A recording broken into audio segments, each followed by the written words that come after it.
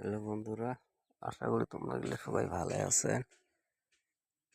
মানে কামত তো ধরলাম সকালে ডিজির বেল গেল সিঁড়ি গরমত থাকাও না যায়। এই সীমাত আসি বসলুম এই গাছের তলত।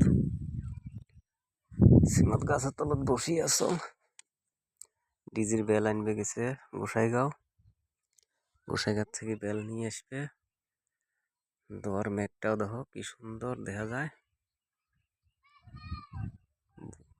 তোর মেঘটা একদম দেহার মতন বড়িয়া দেখা যায়। এই দেখো মেঘ একদম আকাশি কালার, হোয়াইট কালার, কি সুন্দর দেখা যায়।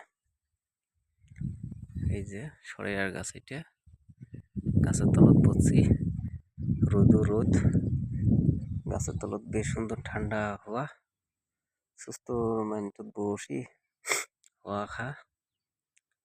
লাইনও নাই, তার জন্য বর্তমান সবাই বসি আছি।